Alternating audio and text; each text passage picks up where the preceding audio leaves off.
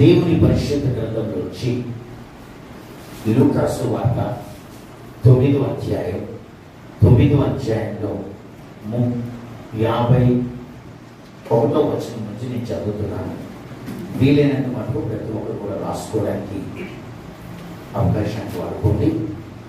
ఈ వాక్య భాగంలో ఇలా రాస్తుంది: ఆయన పరములకు చేర్చుకొనబడు దినములు పరిపూర్ణము అవుచు ఉన్నప్పుడు ఆయన యెరూషలేమునకు వెళ్ళుటకు మనస్సు స్థిరపరచుకొని తనకంటే ముందుగా దూతలను పంపారు. వారు వెళ్ళి ఆయనకు బస సిద్ధము చేయవలను అని సమరయుల యొక్క గ్రామంలో ప్రవేశించింది. కానీ ఆయన యెరూషలేమునకు వెళ్ళ అభిముఖుడై ఉన్నందున వారు ఆయనను చేర్చుకోలేదు. శిష్యులైనటువంటి యాకోబును యోహానును అది చూచి, ప్రభువా, ఆకాశము నుండి అగ్ని దిగి వీరిని నాశనము చేసినట్లు మేము ఆజ్ఞాపించుట నీకు ఇష్టమా అని అడుగగా ఆయన వారి తట్టు తిరిగి వారిని గద్దించెను. అంతటా వారు మరొక గ్రామమునకు వెళ్ళి. పిల్లలు మనం చదువుకున్నటువంటి ఈ లేఖన భాగంలో యేసు ప్రభు వారు ఆయన ఈ లోకంలో 3.5 సంవత్సరాలు సేవ చేశారు. ఈ 3.5 సంవత్సరాలు సేవ చేసినప్పుడు ఆ సేవా కాలంలో చివరి దినాలు దగ్గర పడ్డాయి. ఈ చివరి దినాలు దగ్గర పడ్డప్పుడు మనం ఇక్కడ ఏమని చదువుతున్నాము అంటే, ఆయన పరమునకు చేర్చుకొనబడు దినములు పరిపూర్ణమగుచు ఉన్నప్పుడు. ఆయన పరమునకు చేర్చుకొనబడు దినములు పరిపూర్ణమగుచు ఉన్నప్పుడు. సో ఇక్కడ ఒక సబ్జెక్ట్ ఉంది ఏంటంటే, ఆయన పరమునకు చేర్చుకొనబడు దినములు పరిపూర్ణమవుతుంది. టైం దగ్గరికి వచ్చింది.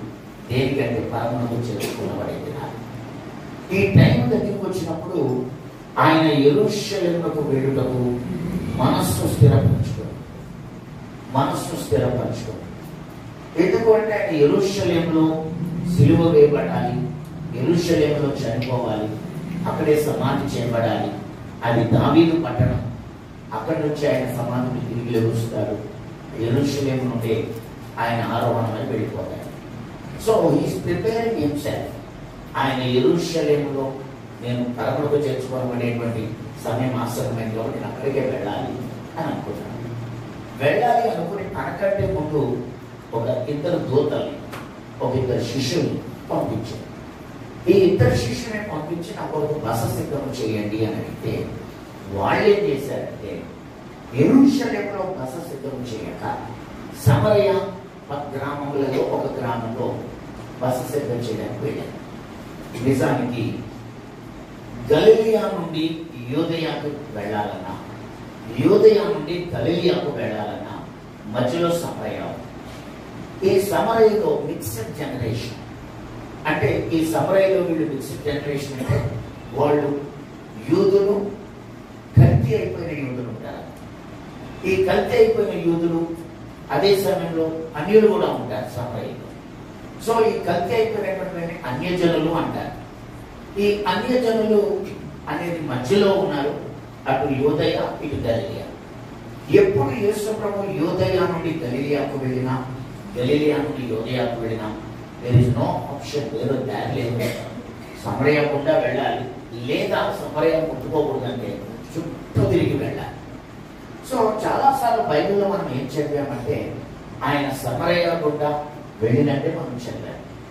ఇక్కడ కూడా మనం ఏం చూస్తున్నామంటే ఆయన శిష్యులు ఆయనకు సమరయ అనే మార్గం గుండా వెళ్ళడంతో నిర్ణయించుకుని ఒక బస సిద్ధం చేయడం ఒక ఊళ్ళోకి వెళ్ళారు. తీరా ఊళ్ళోకి వెళ్ళాక ఆ సమరయుల గ్రామస్తులు ఏం చేశారు, నో, మా ఊళ్ళోకి యేసయ్య రావడానికి వీల్లేదు అనేసారు. ఎందుకంటే వాటి దగ్గర 3 ఆన్సర్స్ ఉండొచ్చు. గతంలో సుఖాలు అనే ఊరు వచ్చారు, ఊరంతా మారిపోయారు. గతంలో తెక్కపోలీలు వచ్చారు, అక్కడ కూడా కొంచెం అంతా కూడా మాకు వ్యతిరేకంగానే జరిగింది. దానికంటే ముందు ఇంకో చోటుకు వచ్చారు, అక్కడ 2000 మందులు చచ్చిపోయి ఎంతో లాస్ వచ్చింది. లేకపోతే ఇక వాళ్ళ రీజన్స్ వాళ్ళు ఉండొచ్చు. ఏది ఏమైనా మా ఊళ్ళోకి యేసు రావడానికి వీల్లేదు. ఎలా వస్తాడో చూస్తాం అని కంకణం కట్టుకుని వ్యతిరేకించారు. ఈ వ్యతిరేకతల మధ్య వాళ్ళు బస సిద్ధం చేయలేదు సరికదా. తీరా యేసయ్య వెనకాల వస్తాడు. వచ్చేసరికి వాళ్ళు కలుసుకొని, ప్రభువా ఈ ఊళ్ళో మీకు మేము బస సిద్ధం చేశాం, కానీ పరిస్థితి ఏంటంటే వాళ్ళు రావద్దు అంటున్నారు. అసలు నువ్వెవరూ తెలియట్లేదు, వాళ్ళకి నీ గురించి అర్థం కాలేదు, అందుకే ఇష్టం వచ్చినట్టు ప్రవర్తిస్తున్నారు. అసలు నువ్వెవరో తెలిస్తే వాళ్ళు అలా చేయరు, మాకు చాలా కోపంగా ఉంది అని చెప్పి ఓ మాట్లాడారు. నువ్వు అని అంతే, మేము ఆకాశం నుండి అగ్ని దింపి ఈ ఊరిని కాల్చేస్తాం అన్న, లేకపోతే ఈ మనుషుల్ని కాల్చేస్తాం. పోనీ గతంలో ఎప్పుడైనా అగ్ని దింపారా? ఎవరినైనా చంపారా? లేదు. హల్లెలూయా, హల్లెలూయా. గతంలో ఎప్పుడు ఆకాశం అగ్ని వీళ్ళు దింపిన బ్యాచ్ కాదు, కానీ వీళ్ళ మీద ఒక స్పిరిట్ పనిచేస్తుంది. ఎటువంటి స్పిరిట్ పనిచేస్తుంది అంటే, నువ్వు అని అంటే వీళ్ళ సంగతి మేము చూస్తాం అన్నారు. అప్పుడప్పుడు ఎవరైనా ఒక బిగ్ బాస్ ఉన్నాడు అనుకోండి, ఈ బిగ్ బాస్ వెనకాల బాడీ గార్డ్స్ కానివ్వండి, సబార్డినేట్స్ కానివ్వండి, లేకపోతే వాళ్ళ దగ్గర ఉన్నటువంటి ఎస్కార్ట్స్ కానివ్వండి, సెక్యూరిటీ గన్మ్యాన్ కానివ్వండి. ఆ బిగ్ బాస్ అంటే ఆ పెద్ద ఎమ్మెల్యే ఎంపీ ఒక రౌడీ అయినా పర్లేదు, ఆ బిగ్ బాస్ దాంట్లో కొంతమంది ఉన్నప్పుడు ఆయన కంటి వైపే వస్తుంటారు. ఆయన నోరు కూడా కొంత తెరవకలే, కంటి సైగతో పనులు చేయించేసుకుంటున్నారు. అంటే కన్ను సైగలతోనే పనులు చేయించేసుకుంటారు కాబట్టి వాళ్ళు అలా చూస్తుంటారు. ఆయన ఊ అని కూడా అనక్కలే, కంటితో సైగ చేస్తే చాలా వేసేద్దామని చూస్తుంటారు. ఇప్పుడు యేసయ్య వెనకాల ఈ శిష్యులు కూడా, అయ్యా మేమైనా తప్పుడున్నామా, నీ గురించి తెలియట్లేదు కాబట్టి మేము అస్సలు సహించలేము, నువ్వు అని అంతే ఆకాశం నుండి అగ్ని దింపి వీళ్ళని మేము కాల్చి పడేస్తున్నాం అని అంటే యేసు వాళ్ళని గద్దించెను అని రాశారంటే. ఇదే పరిస్థితి గతంలో ఒకసారి ఏర్పడింది. ఎప్పుడు అంటే ఆయన పరమునకు చేర్చుకొనబడు దినములు పరిపూర్ణమవుతున్నప్పుడు అని చెప్పారు. పరమునకు చేర్చుకొనబడిన వారు బైబిల్లో ఇంకొక ఇద్దరు ఉన్నారు. ఎవరు ఇద్దరు? ఒకరు హానోకు, రెండు ఏలియా. మరణం చూడకుండా రేపు సంఘం ఎత్తబడుతుంది అనే ఈ వాస్తవాన్ని నమ్మాలి అంటే ఏ నమ్మకానికైనా, ఏ సత్యస్థాపనకైనా మినిమం 2 రెఫరెన్సులు కావాలి. మినిమం 2 లేక 3 రెఫరెన్సులు కావాలి. కాబట్టి మనకు ఉన్నటువంటి పాత నిబంధనలో 2 రెఫరెన్సులు ఏంటంటే, ఒకటి హానోకు, రెండోది ఏలియా. గట్టిగా ఒకసారి హల్లెలూయా చెప్పండి, హల్లెలూయా. హానోకు ఎలా కొనుక్కోబడ్డాడో మనకు తెలియదు, కానీ ఏలియా ఎలా కొనుక్కోబడ్డాడో తెలుసు. అగ్ని గుర్రములతో కూడిన అగ్ని రథములలో ఏలియా పరమునకు కొనుక్కోబడ్డాడు. ఏలియా పరమునకు కొనుక్కోబడినప్పుడు కూడా చెప్పకుండా ఏం జరగలే. ఆయన పరమునకు కొనుక్కోబడతాడని అందరికీ తెలుసు, అందరికీ తెలుసు. రేపొద్దున రాకడలో మనం అందరము కొనుక్కోబడతాము అని మనకెలా తెలుసు, అలాగే ఏలియా కూడా ఆయన పరమునకు కొనుక్కోబడతాడని అందరికీ తెలుసు. సో ఎత్తబడుట అనేది సీక్రెట్ కాదు. హానోకు దినములలో హానోకు గ్రంథాన్ని నేను పూర్తిగా చదవలేదు, కొంచెమే చదివాను, అది నాకు టైం సరిపోగా. మరి హానోకు కూడా కొనుక్కోబడతాడు అని హానోకు దినములలో కూడా తెలుసు. తెలిసినప్పుడు వదలకుండా హానోకుని దగ్గర ఒక 300 మంది వెంబడించారు. ఇక్కడ ఏలియాని ఎలీషా ఒకరు వెంబడించాడు, కానీ హానోకుని 300 మంది వెంబడించారు. ఈ 300 మంది కూడా మళ్ళీ దొరకలేదు, వాళ్ళు దొరకలేదు. అయితే హానోకు కొనుక్కోబడ్డాడని హానోకు గ్రంథంలో ఉంది. ఈ 300 మంది పరిస్థితి ఏంటంటే, 300 మంచు కొండలు, అంటే మంచు కొండలు, మంచుతో కూడినటువంటి కొండలు ఉన్నాయని, ఆ కొండలు పగలగొడితే వాళ్ళలో వాళ్ళు అక్కడ ప్రేరులో ఉండి అలాగే మంచుతో కప్పబడిపోయి ప్రాణం వదిలేశారని ఒక హానోకు గ్రంథంలో రాయబడింది. సో హానోకుని అంత 100 మంది వెంబడించడానికి కారణం ఏంటంటే, ఇట్ వాజ్ గ్రేట్ రివైవల్. ఎప్పుడైనా తర్వాత హానోకు గ్రంథం సబ్జెక్ట్ నేను ఎవరైనా తర్వాత చెప్తాను, మనం సబ్జెక్ట్ నుంచి బయటకు వెళ్ళాలి. ఏలియా విషయానికి వచ్చేసరికి ఏలియా కొనుక్కోబడతాడు అన్న సంగతి అందరికీ తెలుసు. చూడండి, 2వ రాజుల గ్రంథం, ఈ 2వ రాజుల గ్రంథంలో 1వ అధ్యాయం. ఈ 1వ అధ్యాయంలో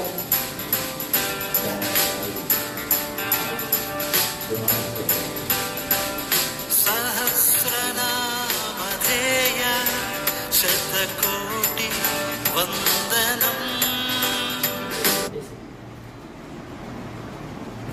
2వ రాజుల గ్రంథంలో 1వ అధ్యాయం. ఈ 1వ అధ్యాయంలో ఒక స్టోరీ ఉంది. ఆ స్టోరీ ఏంటంటే, ఏలియాను అరెస్ట్ చేసి తీసుకుని రమ్మని చెప్పి ఆయన ఒక పచ్చ దశాధిపతికి రాజుగారు ఆర్డర్ వేశారు. ఈ ఆర్డర్ వేసినప్పుడు ప్రేమైనటువంటి దేవుని వెళ్ళారా, మనం 9వ వచనంలో చదువుతాం. వెంటనే రాజు 50 మందికి అధిపతి అయిన ఒకరిని వాని 50 మందితో కూడా పంపాను. కొండ మీద కూర్చుని ఉండగా అధిపతి ఎక్కి అతని సమీపమునకు పోయి దైవజనుడా నీవు దిగి రావాలని రాజు ఆజ్ఞాపించుచున్నాడు అని. కర్మేలు పర్వతంకి ఎదురుగుండా ఒక సముద్రం ఉంది. ఈ కర్మేలు పర్వతానికి పైకి ఎక్కడానికి ఆ పర్వతాన్ని చేర్చి ప్రస్తుతం ఒక రోడ్డు ఉంది. ఆ రోజుల్లో ఎలా ఉంటుందో నాకు తెలియదు. నేను వెళ్ళాను, కర్మేలు పర్వతం చూశాను. ఈ కర్మేలు పర్వతానికి కింద నుంచి బస్సులో అలా కొండ చుట్టూ అవతల జిల్లా పైకి ఎక్కాలి. పైకి ఎక్కిన తర్వాత పైన ఒక కొండ గుహ ఉంది. ఆ గుహలో ఏరియా ఉండేవారు. ఆ గుహకు ముందు చాలా ఖాళీ స్థలం ఉంటుంది. ఒక పెద్ద కనీసం ఒక 10 నుంచి 15 బస్సులు పార్క్ చేసేంత ఖాళీ స్థలం ఉంటుంది. ఆ గుహలోంచి పరిగెత్తుకుంటూ ఆ స్థలంలో నుంచి అంచుకు వెళ్ళి సముద్రం వైపు చూశాడు. ఏలియా ప్రార్థన చేసినప్పుడు వర్షంతో మేఘం కనబడుతుందేమో చూడండి. 7 మార్లు చూశాడు. అక్కడ సముద్రం ఎదురుకుండా ఉంటుంది అన్నమాట. గుహలోంచి బయటకు వస్తే సముద్రం క్లారిటీ ఉంటుంది. గుహ లోపల ఉంటే సముద్రం కనబడుతుంది, ఆకాశం కనబడతా ఉంటుంది. అంచు వరకు రావాలి. ఇప్పుడు పచ్చ దశాధిపతి ఒకడు ఈ పర్వతం మీదకి వెళ్ళి, కొండ మీదకి వెళ్ళి, దైవజనుడా నువ్వు దిగి రావాలని రాజుగారు ఆజ్ఞాపించారు అన్నాడు. వెంటనే ఏలియాకి కోపం వచ్చేసింది. నేను దైవజనుడను అయితే ఆకాశం నుండి అగ్ని దిగి నిన్ను నీ 50 మందిని దహించును కాక అన్నాడు. దేవుడు ఆ దైవజనుడు ఆ మాట పలకగానే ఆకాశం అగ్ని దిగింది. దిగడమే కాదు, నా అంచనా ఏంటంటే 51 బూడిద కుప్పలు మిగులు. ఎన్ని కుప్పలంటే 50. అంటే మనుషులు దహిస్తే ఎముకలు మిగులుతాయి. మనుషులు దహిస్తే బాడీ బూడిదైపోయినా ఎముకలు మిగులుతాయి. కానీ దేవుడు దహిస్తే ఎలా ఉంటుంది అనేటువంటి మాటకు వస్తే సొదొమ గొమొర ఒక పెద్ద ఎగ్జాంపుల్. సొదొమ గొమొరలో ఇవాల్టిగా కూడా ఒక బోన్ దొరకదు, ఒక ఎముక కూడా దొరకదు. చిన్నవి పెద్దవి బూడిద కుప్పలు, అసలు కళ్ళు చూపు మేర బూడిద కుప్పలు. ఈ బూడిద కుప్పలు మనం ఈజిప్ట్ నుంచి ఇజ్రాయెల్ దేశం వెళ్ళినప్పుడు సొదొమ గొమొర గుండా వెళ్ళాలి. మనము జనరల్గా పల్లెటూళ్ళకి వెళ్ళి చూసినప్పుడు కనుచూపు మేర పచ్చని పొలాలు ఉంటాయి. సముద్రం ఒడ్డుకు వెళ్ళి చూసినప్పుడు కనుచూపు మేర సముద్రమే కనబడుతుంది. ఇలాగే సొదొమ గొమొరకు వెళ్ళినప్పుడు ఎంత దూరం చూసినా, ఎటు వైపు చూసినా బూడిద తప్ప ఏం కనబడదు. ఆ బూడిదలో ఇలా చేయి పెట్టి ఇలా లాంటి బూడిద బయటకు వస్తుంది. ఆ బూడిద మీద పరిశోధకులు ఎన్నో తవ్వకాలు చేస్తే సల్ఫర్ దొరికింది. కనీసం ఒక ఎముక కూడా దొరికింది. ఆ సల్ఫర్ ని అది తీసి దానికి మళ్ళీ నిప్పు పెడితే, ఆ నిప్పు పెడితే మళ్ళీ కొంత కాలం కాలుతానే ఉంది. అంటే ఇంకా కాలడానికి మిగిలిపోయే అవసరమైనంత సల్ఫర్ మిగిలిపోయింది. అంతా బూడిదైపోయిన సల్ఫర్ మిగిలిపోయింది. పరిశోధకులు ఆ సల్ఫర్ని, అంటే ఆ గంధకాన్ని వాళ్ళు సేకరించి వాళ్ళు మళ్ళీ దాన్ని మీద పరిశోధన చేశారు. సో ఆలోచించండి, దేవుడు దహిస్తే హల్లెలూయా. ఒకసారి నా వైపు చూడండి. ఏమన్నా నేను దేవుడు ఇది నో గేమ్స్. దేవుడు దగిస్తే no games, no options, no chances. ఆ మూడిది తప్ప ఆనవాడు కూడా దొరకలేదు. సొదొమ గొమొర్రా మాత్రమే కాదు, ప్రపంచంలో ఒక సముద్రం ఉంది. ఆ సముద్రం నో సముద్రాలలో ఆ సముద్రం యొక్క విశేషం ఏంటంటే అంటే డెన్స్, మృత సముద్రం. మృత సముద్రం ఎందుకలా అయిపోయింది అంటే సముద్రమే చచ్చిపోయింది. ఆ మృత సముద్రం అలా అయిపోవడానికి కారణం ఆకాశం అగ్నికరణాలు చూసిన సొదొమ గొమొర్రా మార్చారు. సో సొదొమ గొమొర్రా బూడిదైపోవడమే కాదు, సొదొమ గొమొర్రాకు ఆధారమైన సముద్రం కూడా బూడిదైపోయింది. అసలు ఆ సముద్రం ఎలాంటి సముద్రం అంటే సావడానికి కూడా పనిచేయదు. ఎవడన్నా చచ్చిపోదామని ఆ యొక్క మృత సముద్రంలో దూకితే అడుగుతాడు, తేలిపోతాడు. అడుగుతాడండి, తేలిపోతాడు. సో ఆ మృత సముద్రంలో తేస్తారు మనుషులు. వాడు దూకిన లాంగ్ ట్యాడ్లో పడి పైకి తేలిపోతాడు. సావడానికి కూడా లేదా అంటే సావడానికి కూడా పనిచేయదు ఆ సముద్రం. ఆ సముద్రం అడుగునంతా కూడా ఇసుకోవడం అంతా బూడిద. ఆ బూడిదని ముల్తాన్ మట్టి అంటారు. ఆ బూడిదని ముల్తాన్ మట్టి అని చెప్పి ఆ పేరు చెప్పుకుని ఆ మట్టిని ప్రపంచం అంతా సేల్స్ చేస్తారు.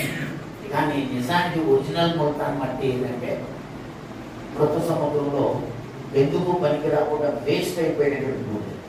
సో మీరు ఎప్పుడైనా మృత సముద్రం ఫోటో చూడండి, అక్కడికి ఎన్నోళ్ళు ఎలాగా మొలగలుగుతారన్న ధైర్యంతో ఆ మూత తెగ పూసేసుకుంటారు. తెల్లగైపోతారేమో అని నేను కూడా పూసుకున్నాను, ఏం తెల్లగలేదు. అయితే ఒకసారి పూసుకుంటే తెల్లగలదు, నేను రోజు పూసుకోవాలి. పూసుకుంటే మొత్తానికి ఏదో తెల్లగవరగా మొత్తానికి ఏదో ముఖమును మెరుగుపరుస్తుందని ఒక ఆలోచన బట్టి దాంట్లో పెద్ద బిజినెస్ జరుగుతుంది.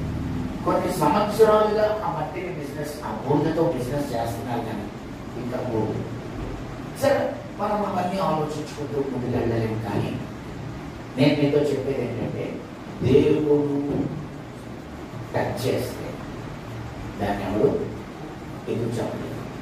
ఇక బూడిది కూడా తప్ప ఇంకేమన్నా లేదు. సో వీటిని బట్టి దేవుని సేవకుడైన ఏలియా నేనే దైవజనుడనైతే ఆకాశముడి అగ్ని దిగి నిన్నెత్తి 50 మందిని దహించుగాక అనగానే ఈ వీళ్ళు నిలబడి కరెక్ట్గా ఆర్డర్లో నిలబడి ఉంటారు. సైనికులు కదా, ఒకటి వెనకాల 10 మంది, మళ్ళీ 2వ లైన్లో 10 మంది, 3వ లైన్లో 10 మంది, 4వ లైన్, 5వ లైన్ 50 మంది.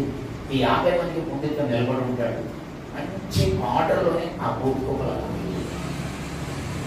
ఇది చూసి ఎవరో కబురు చెప్తే రాజు 2వ బ్యాచ్ని పంపాడు. 2వ వాడు మళ్ళీ ఒక 50 మందిని వేసుకొని వచ్చి 51 బూడిద కుప్పలు చూసి కూడా వాడు దాన్ని మనసులో పెట్టకుండా ఏదో పెద్ద హీరో లాగా ఆ బూడిద కుప్పలు పక్కన నిలబడి నేనే నువ్వు దిగిరా అని అన్నాడు. నేనే దైవజనుడనైతే ముందు జరిగినోడికి జరిగినట్టే నీకు జరుగుతుందా అని పలకగానే వెంటనే ఆకాశముడు అగ్ని దిగింది. వాళ్ళు కూర్చుంటారు. ఈ 102 బూడిద కుప్పలు ఉండగా హల్లెలూయా బాగా అలసిపోయారు. మీరేం వెళ్ళలేకపోతున్నారు, బాగా అలసిపోయారు. కొంచెం ఓపిక తెచ్చుకోండి, లేకపోతే జీవంతో కొట్టుకోవడమే ఉండే.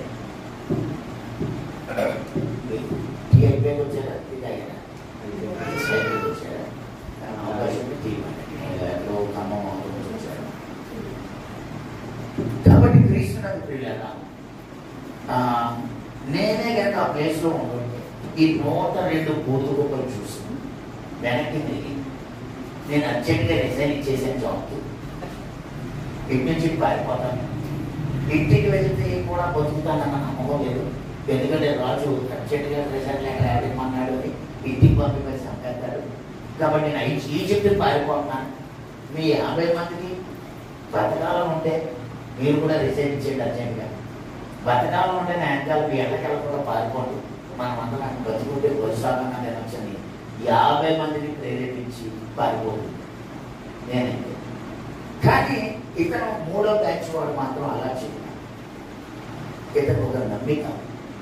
ఏంటా నమ్మిక అంటే కాళ్ళు పట్టుకుంటే ఎలాంటి కఠినాత్ముడైనా కరిగిపోతాడు.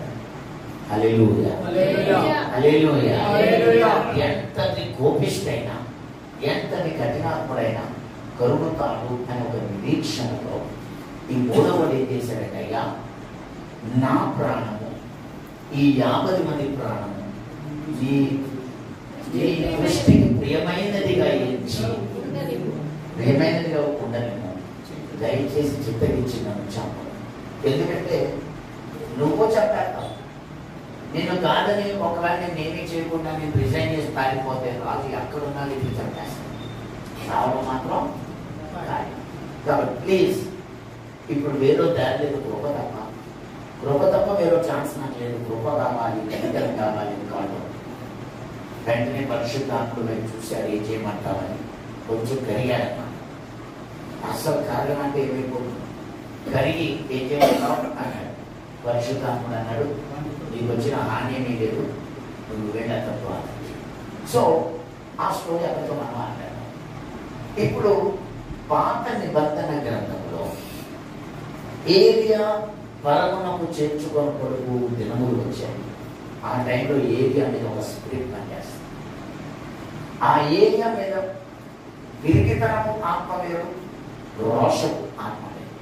అంతకుముందు పిరికితనం ఆత్మ పనిచేసింది. కానీ ఇప్పుడు పనిచేసి మొదటి నుంచి అతని బ్లడ్లో ఒక రోషము. ఆ బ్లడ్లో ఉన్న రోషంతో ఆకాశం నుంచి గతంలో అగ్ని దింపాడు. ఇప్పుడు కూడా అగ్ని దింపి ఏకంగా 102 మందిని కాల్చేసి. సో అతనిలో ఒక స్పిరిట్ పనిచేస్తుంది. ఈ స్పిరిట్ పనిచేస్తూ ఉండడం వలన 2వ అధ్యాయంలోకి వస్తే మనం ఇలా చదువుతాం. 1వ వచనంలో యెహోవా సుడిగాలి చేత ఏలియాను ఆకాశమునకు ఆరోహణము చేయకపో కాలమున ఏలియాను ఏలీషాయు కూడి గిల్గాలు నుండి వెళ్ళుచూ ఉండగా. సో ఆ రోజు ఆ శిష్యులందరూ ఆయనతో అన్నారు. ఎవరన్నారు అంటే, ఆయన ఎన్ని ప్రాంతాలకు వెళ్ళాడో అన్ని ప్రాంతాల్లో శిష్యులందరూ కలిసి చెప్పారు. ఏమంటే వద్దు అని. 3వ వచనం చూస్తే, బేతేలులో ఉన్న ప్రవక్తల శిష్యుడు ఎలీషా యొద్దకు వచ్చి, నేడు యెహోవా నీ యొద్ద నుండి నీ గురువును పరమునకు తీసుకొని పోవునని నీ వెలుగుదువా అని ఎలీషా అడగగా, అతడు నేను ఎరుగుదును అన్నాడు. సో ఏలియాను దేవుడు కొనిపోతాడన్న విషయం అందరికీ తెలుసు. ఇది సీక్రెట్ గా జరిగిపోయింది కాదు, అనుకోకుండా జరిగిపోయింది కాదు. ఇది ఒక అన్ఎక్స్పెక్టెడ్ మ్యాటర్ లేక సబ్జెక్ట్ అస్సలు కాదు. ఏలియా పరమునకు మరణము రుచి చూడకుండా ఆరోహణగా వెళ్ళిపోతాడని ఆయనను వెంబడిస్తున్న ఆయన శిష్యులందరికీ తెలుసు. ఎలీషాని గుర్తు చేశారు. సో ఆ రోజు ఏలియా ఏం చేశాడంటే, చివరిగా యోర్దాను ప్రాంతానికి వచ్చినప్పుడు అతడు దుప్పటి తీసుకుని యోర్దాన్ని కొట్టాడటండి. యోర్దాన్ని కొట్టినప్పుడు మనం చూస్తాం, ఏమని చూస్తామంటే 8వ వచనంలో అంతట ఏలియా తన దుప్పటి తీసుకుని మడత పెట్టి నీటి మీద కొట్టగా అది యువతలకు అవతలకు విడిపోయిన కనుక వారిద్దరూ పొడి నేల మీద దాగిపోయారు. కానీ యోర్దాన్ని కొట్టడం అంత అవసరమా? ఆకాశం నుండి అగ్ని దిగు వీరిని దహించుగాక అన్నవాడు యోర్దాను విడిపోయి ఆరిన నేల ఏర్పడుగాక అనొచ్చు, అంటే జరిగిపోతుంది. కానీ ఏలియాకి ఫ్రస్ట్రేషన్ స్పిరిట్ ఇద్దాం, కోపం, కసి, రోషం ఉంది. ఏలియా ఆరోహణమైపోతున్నాడని తెలిసి కూడా ఆయనతో ఆ స్పిరిట్ ఇంకా పనిచేస్తుంది అనడానికి ఆనవాళ్ళు కూల్గా లేదు, సర్పుల్గా లేదు. ఎందుకంటే అంతకుముందు దాటాడు, ఆ తర్వాత గిల్గాలు, ఆ తర్వాత యోర్దా. అంత అవసరం.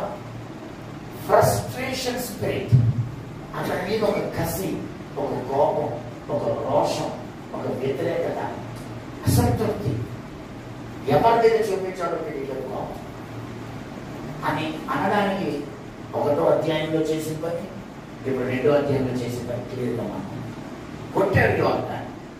యోర్దాన్ని కొడితే అది విడిపోయింది. ఆరిన నేలలో ఏరియా వెళ్ళిపోయాడు, ఎలీషా వెళ్ళిపోయాడు.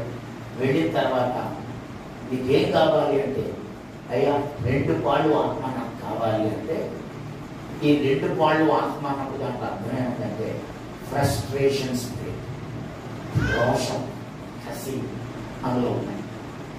ఆ స్పిరిట్లో అవన్నీ ఎలీషాకు అనవసరం.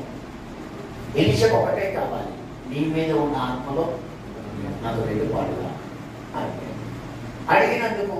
సరే, నువ్వు అడిగింది కష్టం, కానీ నువ్వు చివరి క్షణం వరకు నన్ను వదలకు ఉంటే నువ్వు అడిగింది దొరుకుతుంది. అనుకోకుండానే అగ్ని గర్వాలు, అగ్ని రథాలు, సుడిగాలిలో వచ్చాయి, ఏరియా తీసుకెళ్ళిపోయాయి. ఏరియా వెళ్ళిపోయేటప్పుడు దుప్పటి హల్లెలూయా చెప్పండి, హల్లెలూయా. ఇప్పుడు దుప్పటి కింద పడ్డాడు. ఏరియా దుప్పటి తీసుకున్నటువంటి ఎలీషా మళ్ళీ యోర్దాను దగ్గరికి వచ్చాడు. యోర్దాను కలిసిపోయి ఆరిన నేల లేనప్పుడు ఎలీషా ఏం చేశాడంటే సేమ్ పద్ధతి దుప్పటితో ఆయన యోర్దాను కొట్టాడు. చూడండి, 14వ వచనంలో కదా, ఒంటి మీద నుండి కింద పడిన దుప్పటిని పట్టుకొని నీటి మీద కొట్టి ఏలియా యొక్క దేవుడైన యెహోవా ఎక్కడ ఉన్నాడు అని అతడు ఆ దుప్పటితో నీటిని కొట్టగా అది ఇటు అటు విడిపోయినందున ఎలీషా అవతలి ఒడ్డునకు నడిచిపోయాను. ఎలీషాకి కొట్టడం అంత అవసరమా? ఎలీషాకి యోర్దాను నదిని కొట్టడం అంత అవసరమా? దాన్ని కొట్టాడు. యోర్దాను నదిని ఏరియా కొట్టింటే ఈయన కొట్టాడు. అంటే ఆ ఫ్రస్ట్రేషన్ స్పిరిట్, ఆ కసి, ఆ రోషం, ఆ వ్యతిరేకత పనిచేస్తుంది కాబట్టి ఏరియా యెహోవా ఎక్కడ అనలే, ఊరికే కొట్టాడంతే. ఊరికే కొట్టాడు ఏరియా. ఇప్పుడు ఎలీషా కూడా ఊరికే కొట్టొచ్చిన కొట్టినప్పుడు యోర్దాను మీద చూపించట్ల కోపం ఎక్కడ ఎవరిని అడిగాడు? దేవుడు అడిగాడు. ఓయ్ అక్కడ ఏరియా యొక్క దేవుడా ఎక్కడా? తెలీదా తనకి? అంత దేవుడినే ప్రశ్న వేసే స్థాయా నువ్వు ఎక్కడా? అతను ఆఫ్టర్ ఎలీషా ఒక శిష్యుడే కదా, అంత ఎదిగిపోయాడా, అంత పెద్దవాడైపోయాడా, నువ్వెక్కడా అని అడగడానికి సరిపోతాడా? కానీ అతని మీద ఆ స్పిరిట్ పనిచేస్తుంది అనడానికి ఆనవాళ్ళు ఏంటంటే, where are you, where is the God of Elijah అని అరిశాడు. అరిసి ఆ ఫ్రస్ట్రేషన్ స్పిరిట్ కనపరుచుతూ వేసుకుంటాడు. యోర్దాన్ అనొచ్చు న్యాచురల్గా, యోర్దాన్ అని తెరవబడదు. 6 నెలల కనబడు అనొచ్చు, కనబడతాడు.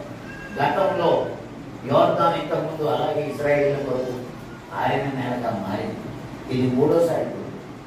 ఇశ్రాయేల్ ఒకటోసారి యెహోషువ దినములలో, 2వసారి ఏమో ఏలియా కోసం, ఇప్పుడు ఎలీషా కోసం. సో 2 సార్లు చూశాడు కదా. ఇప్పుడు 4వ చెప్తే జరిగిపోతుంది. కానీ తన మీద ఆ స్పిరిట్ పనిచేస్తుంది కాబట్టి కొట్టాడు. కొట్టాడు. 6 నెలలు అవతలు వెళ్ళిపోయాడు. ఏమన్నా సుఖాంతంగా ముగిసిందంటే ఆ గిల్గాలు యోర్దాను దాటి గిల్గాలకు వచ్చాడు. గిల్గాలు దగ్గర మేము వెళ్ళి ఏరియాని వెతకమా తినేస్తున్నాను, మీరు వెతకొద్దు అన్నాడు. ఆయన తెలుసు, ఎందుకంటే సుడిగాలిలో కొనుక్కోబడ్డాడని కళ్ళతో చూశాడు. అగ్ని గురాలు అగ్ని రథ. ఈ శిష్యుడు చూడలేదు. ఎక్కడో వాళ్ళు గిల్గాల్లో ఉండిపోయారు, ఎక్కడో వాళ్ళు పెద్దల్లో ఉండిపోయారు. సో వాళ్ళకి ఎవరు తెలియదు. నేను వెతకమంటూ వద్దు అని ఎంత చెప్పినా లేదయ్యా ఒక్కసారి ప్రయత్నిస్తాం వెతుకుతాం అంటే వాడు బాధపడ్డాను. ఏది వెతకన్నా వాడు వెతికాడు కానీ ఎక్కడ దొరుకుతాడు. ఇప్పుడు యోర్దాను దాటి గిల్గాలకు వచ్చాడు. గిల్గాలు దాటి మళ్ళీ బేతేలు వెళ్తాడు. బేతేలుకి వెళ్ళేటప్పుడు 23వ వచనం చదవండి.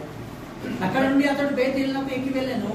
అతడు త్రోవను పోవచ్చుండగా బాలురు పట్టణంలో నుండి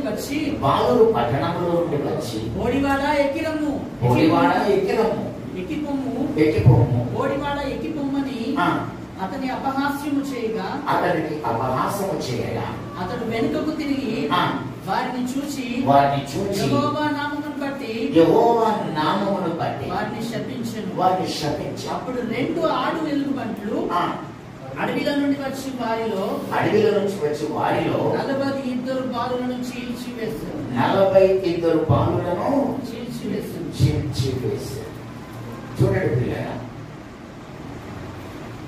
ఇతడు కర్వేరు కోసం ప్రయాణం పెట్టడానికి ఎక్కడి నుంచి బయలుదేరి అక్కడికి పెట్టడానికి ఇదంతా ప్రయాసం. ఈ దారిలో ఒకటి యోర్దాను కొట్టాడు. ఈ దారిలోనే రెండోది ఆయన బేతేలుకు వెళ్తూ 42 మంది పిల్లల్ని క్షమించారు. మరొకర గోడివాడ ఎక్కిపోము, ఏలియా ఏమో పరమనకు ఎక్కిపోయాడు. యేసు ప్రభు ఏమో పరమనకు ఎక్కిపోయే సమయం పరిపూర్ణమైంది. ఈ ఎలీషా ఏమో బేతేలును ఎక్కిపోతున్నాడు. బేతేలు అంటే దేవుని మందిరం. ఇతను కూడా ఎక్కిపోతున్నాడు.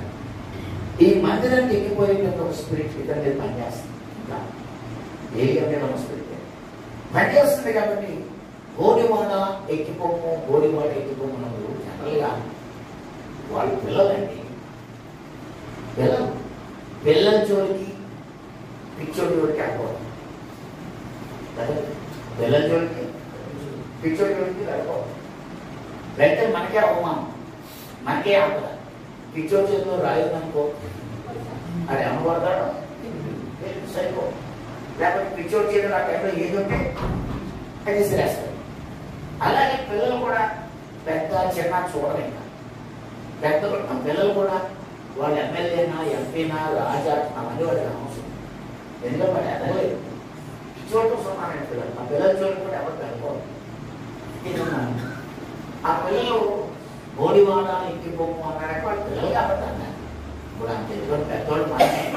అప్పుడప్పుడు ఎవరికైనా హెయిర్ లేదనుకోండి, తెలియని వాళ్ళు ఏమంటాం, తెలియపేట నాయకులు అంటాం, ఫుట్బాల్ స్టేడియం ఉందంటాం, లేకపోతే క్రికెట్ గ్రౌండ్ అంటాం, లేకపోతే అరెకరమే ఇరిపోయిందా,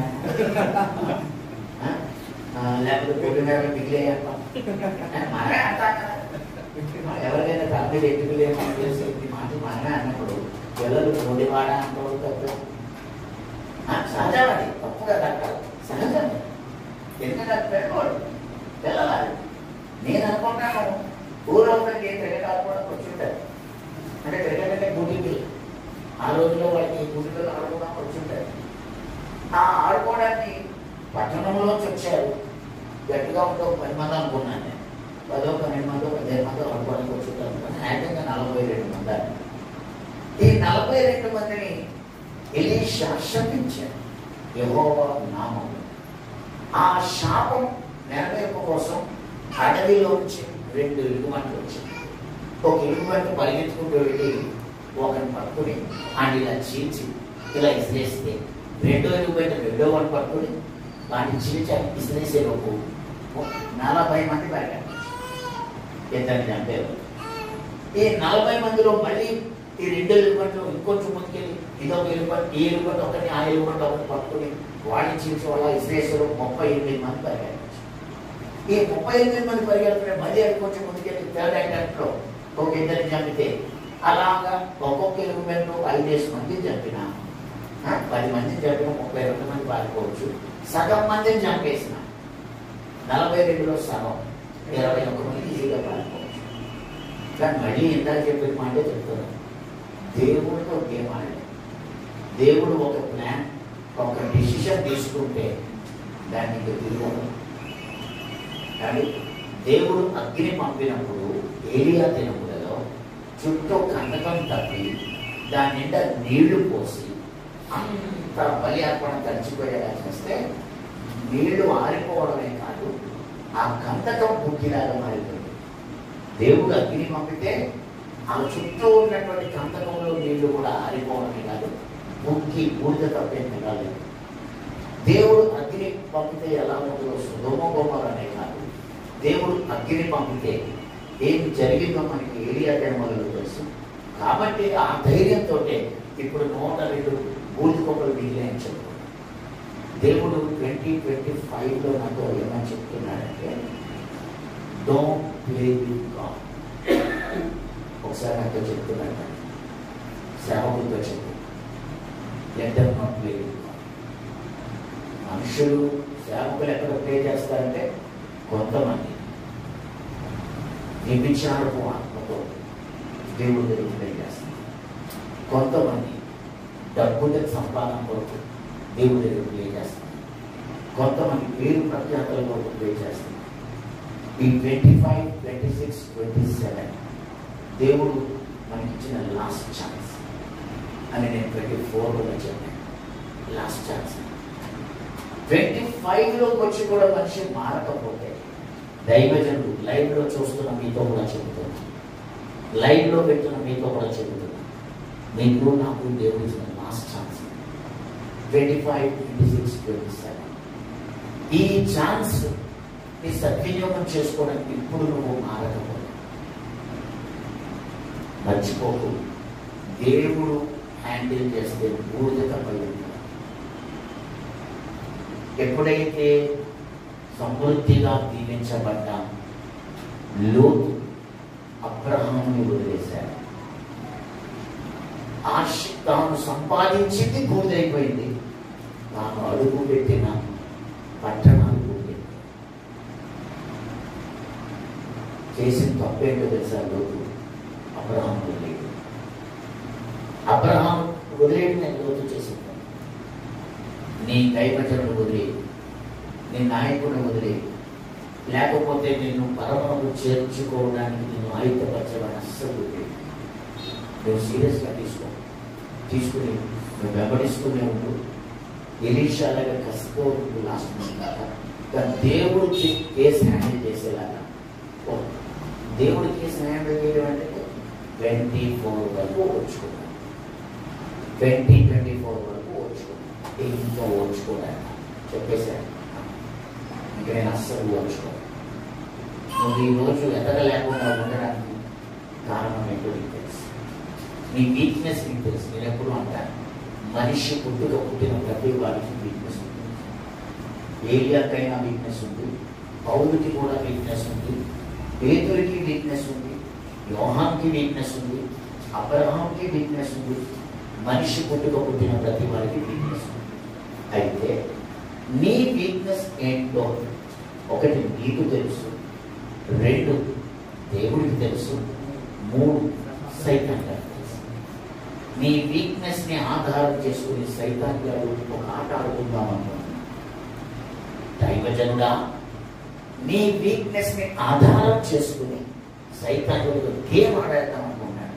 నీ విషయంలో టేక్ ఇట్ సీరియస్. నీ వీక్నెస్ నీకు తెలిసినప్పుడు, నీ వీక్నెస్ లో నీవెప్పుడు బలహీనుడవు అప్పుడే నిన్ను బలపరచాలని, నీ బలహీనతలో తన శక్తిని పరిపూర్ణం చేయాలని దేవుడు వేచి ఉంది. హల్లెలూయా. నీ బలహీనతను ఆధారం చేసుకుని నిన్ను నాశనం చేయాలని సైతాన్ గారు రెడీగా ఉన్నాడు. నీ బలహీనతను ఆధారం చేసుకుని నిన్ను బలపరుస్తూ తన శక్తిని పరిపూర్ణం చేసుకోవాలని దేవుడు ఎదురు చూస్తున్నాడు. ఒక పక్క దేవుడు, మరో పక్క అపవాది, ఇద్దరికి మధ్యలో నీ వీక్నెస్ ఎరిగి ఉండడం.